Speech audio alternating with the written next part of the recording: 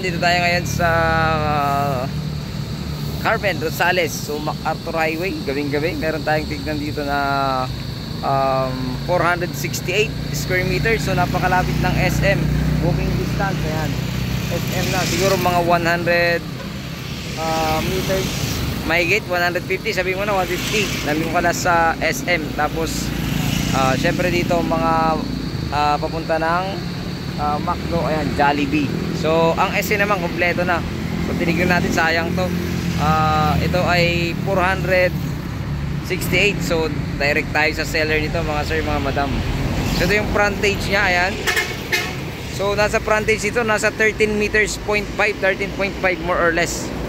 So ang gagandaan nito, merong ding nag-uupa sa ngayon. Tapos mayroon siyang dating building mga sir, ayan, may dati siyang building, pero re-renovate na siguro to. Malawang to mga sir, ayan. So hanggang dun pa yan mga sir, mga madam. So may mga gara-garahe pang naka ano dito, kung gusto mong upahan to. Siguro pwede pang tirahan yan, kasi may tumitira, may umuupa. So tingnan natin yung pinakadulo doon sa likod.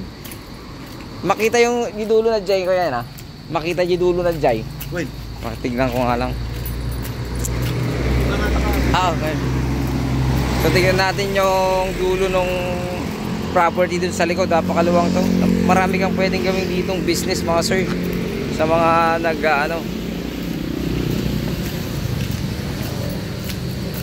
ganda nito. Gabi na. Pero vlog natin para ito yung bahay, no kuya? Bahay ba to o ay hindi? Ayan. Bakit dito nga to? Dati kwarto na dyan nga to. Oo. Pero ate dagigan ito. Dito na, dagigan niya. Pero aircon na eh. Di ba adaw upa? Yan.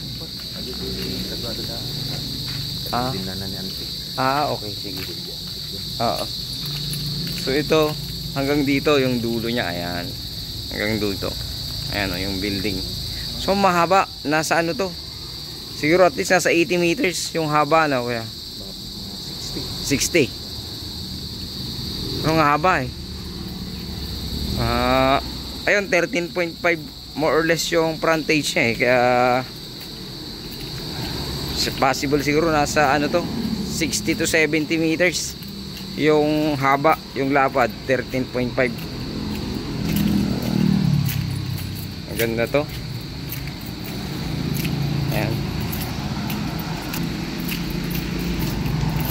Kagandaan nito, napakalapit sa SM Rosales, tapos sa Tiplex. Ayan, mga siguro mga 2 minutes lang nasa Tiplex ka na, ano kaya?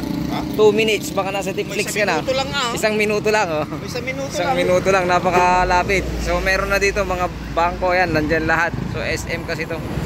So ayun. 100 meters. Ayan, oh. From Manila to, so 2 oras lang mga sir. Ayan. Tulitin ko, ito ay 468, tama no kuya? 468. Okay. Binibenta ito ng 30 million. Ayan, sagot nila capital gain tax. So ang katabi naman niya, ganito, tignan niyo po. Ito yung katabi niya mga sir, oh.